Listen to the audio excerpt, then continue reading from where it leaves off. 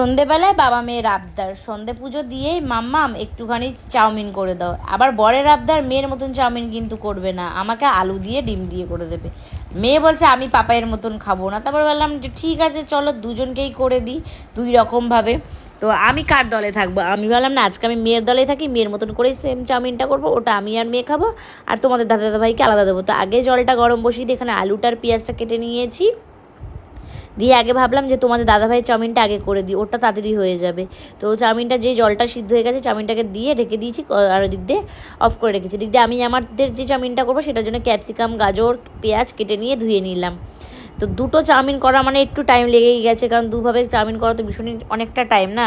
তো ফার্স্ট আগে বরেরটা করে নিলাম, বরেরটা ওই নর্মাল আলু পেঁয়াজ দিয়ে একটু হলুদ দিয়ে চাউমিন, ও আবার এটা ভালো খায়, তো ওরটা আগে করে দিলাম। দেন তারপরে আমার আর মেয়েরটা করবো। তো আজকে চাউমিনটা দুটো চাউমিন মানে দুটো চাউমিনই খেতে কিন্তু টেস্ট হয়েছিল। আর আমাদেরটাও চাউমিন বসিয়ে দিলাম এই যে ভেজিটেবলসগুলো দিয়ে, আর এখানে ওকেও খেতে দিয়ে দিলাম কারণ ও বেরোবে আর ওর তো খেলা দেখতেই হবে। তারপর এখানে আমাদের চাউমিনটাও করে ফেলাম। আমাদের চাউমিনটা একদম সিম্পল, প্রথমে ভেজে ঠেজে নিয়ে ওটাকে এর মধ্যে আমি গোলমরিচের গুঁড়ো চিনি আর একটুখানি লবণ দিয়ে ব্যাস ওরকম নর্মাল করে নিলে পুরো একদম রেস্টুরেন্ট স্টাইলেরই হয়।